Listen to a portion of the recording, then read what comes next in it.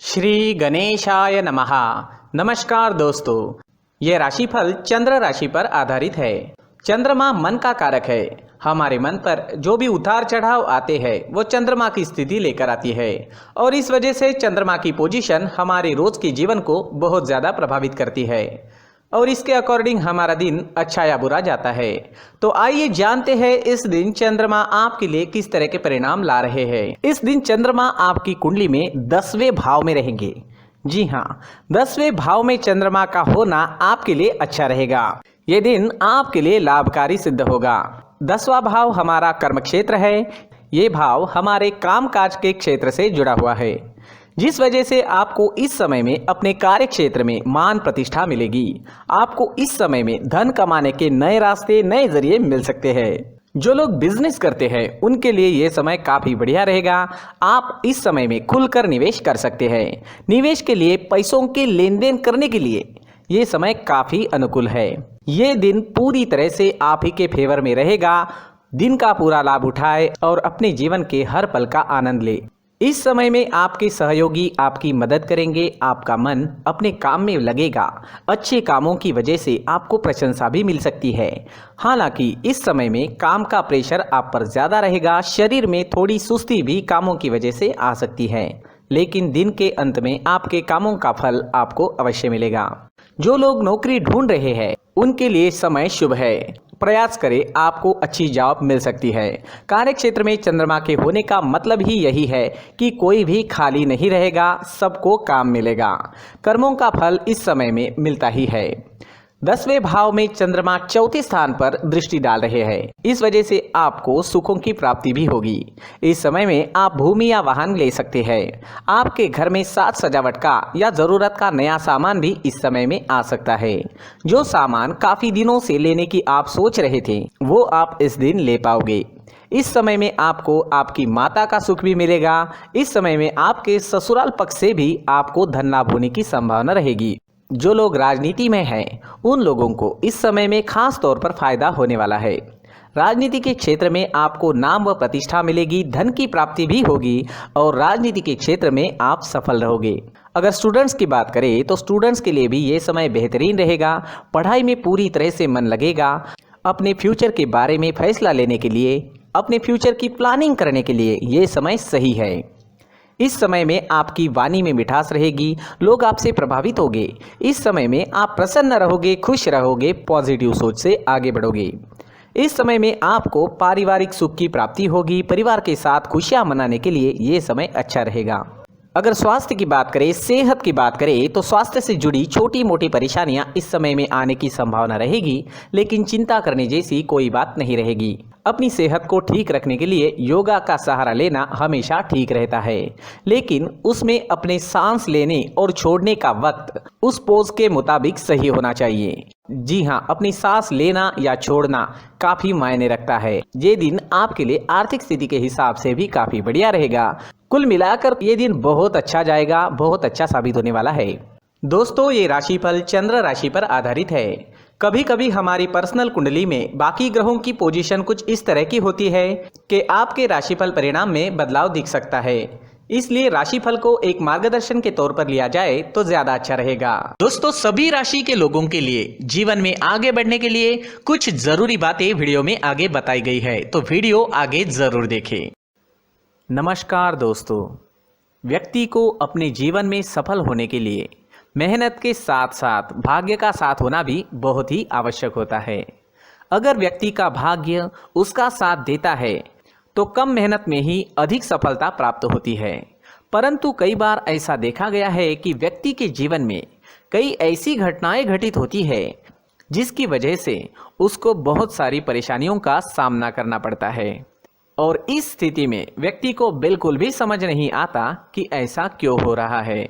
दरअसल आपके घर में ही कुछ ऐसी चीजें होती है जो हमारे भाग्य को प्रभावित करती है, हमारे जीवन को प्रभावित करती है और उन चीज़ों के आसपास होते हुए भी हमें वो चीज़ें नज़र नहीं आती। वह चीज़ें हमारे चारों तरफ एक अजीब सा घेरा बनाकर रखती है, परंतु हम उसको नहीं देख पाते। इन चीज़ों से हमारे घर में और हमारे जीवन में नकारात्मकता फैलती है, जिसकी वजह से हमें नुकसान उठाना पड़ता है, जिसकी वजह से हमें भारी नुकसान उठाना पड़ता है। हम पूरी तरह से कंगाल हो सकते हैं। दोस्तों, काफ़ी लोगों को इस तरह की आदत होती है, कहीं से भी बाहर से आते हैं, कहीं भी जूते चप्पल फेंक देते हैं, कहीं पर भी उतार देते हैं।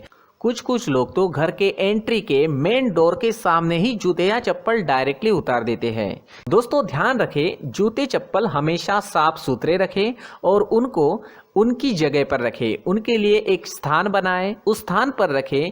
अगर कोई व्यवस्था उनके लिए की है तो बहुत ही अच्छी बात है, वहां पर उन्हें रखें, साफ सुथरा रखें। जूते चप्पलों को उनकी जगह पर कुछ इस तरह से रखें कि वो देखने में भी अच्छी लगे।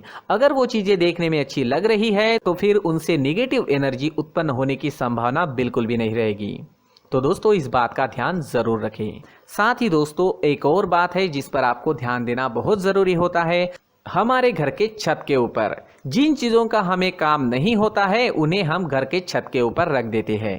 ऐसा करते करते देखेंगे तो घर के छत के ऊपर कबाड़ जमा दिखता है। जी हाँ, जो चीज़ें हमें लगता है आगे जाके हमारे काम में आ सकती है वो हम घर के ऊपर रख देते हैं, लेकिन वो चीज़ें तो काम में नहीं आती। हमारे जीवन पर वो चीज़ें बहुत ही गहरा नेगेटिव इफेक्ट डालती है, क्योंकि ये चीज़ें हमें कहीं ना कहीं हमारे जीवन में पीछे रखेगी। इस वजह से घर के छत को पूरी तरह से साफ रखें, पूरी तरह से साफ सुथरा रखें, क्लीन रखें। साथ ही दोस्तों, हम हमेशा देखते हैं घर के ऊपर जाने के लिए जो सीढ़ियां हैं, उन सीढ़ियों के नीचे जो जगह होती है वहां पर सामान हमेशा रख दिया जाता है। वो जगह ही ऐसी है कि सामान को खींची लेती है, वहां पर आपको कुछ ना कुछ सामान मिलेगा ही। अगर हम सीढ़ियों के नीचे सामान रखते हैं तो हमारी उन्नति होना बहुत ही मुश्किल है। जी हाँ, सीढ़ियों के नीचे कूड़ा कचरा कबाड़ अगर हम जमा करके रखते हैं, कोई भी सामान रख देते हैं, तो उस वजह से माँ लक्ष्मी हम पर प्रसन्न नहीं होती। माँ लक्ष्मी हमारे घर में आने की संभावना बहुत ज़्यादा कम हो जाती है। तो दोस्तों, इन चीज़ों पर ध्यान रखें। हमारे घर की जो सीढ़ियाँ होती है उनके नीचे की जगह हमेशा साफ सुथरी रखें, क्लीन रखें।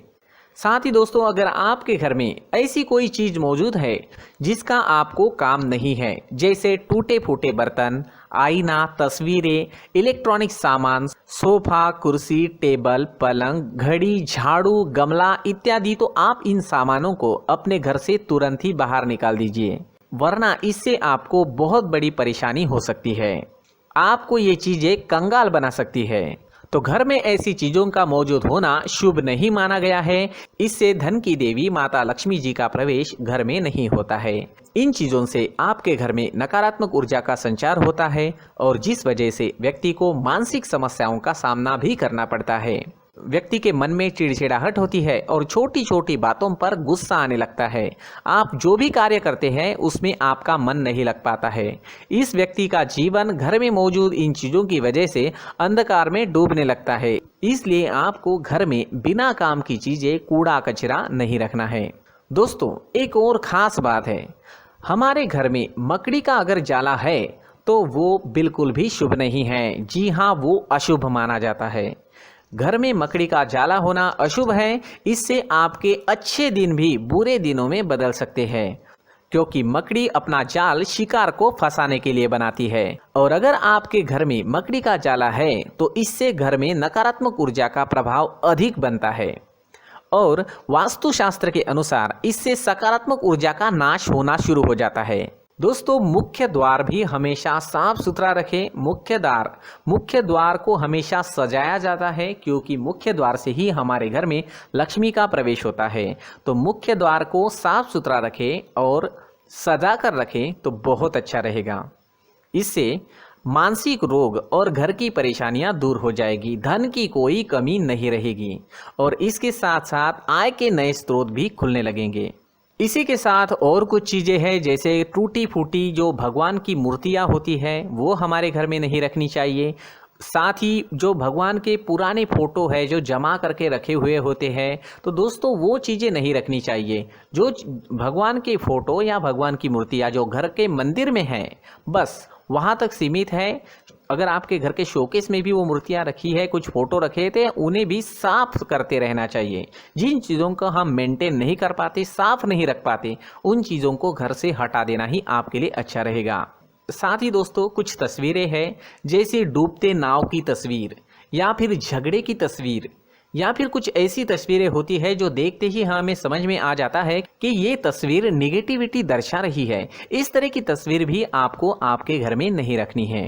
जी हाँ, इस तरह की तस्वीर लगाने से भी हमारे जीवन में उसी तरह की घटनाएं घटित होना शुरू हो जाता है। हर एक चीज़ हमारे घर की हम पर प्रभाव डाल रही है, तो इन चीज़ों को ध्यान में आपको रखना होगा। तो दोस्तों कुछ ऐसे छोटे मोटे बदलाव करके हम हमारे जीवन में खुशियाँ ला सकते हैं, तरक्की ला सकते हैं, धन ला सकते हैं, माँ लक्ष्मी जी का प्रवेश हमारे घर में हो सकता है। तो इन चीज़ों को ज़रूर आजमाएं। इस तरह के बदलाव आप आपके घर में ज़रूर करें। धन्यवाद।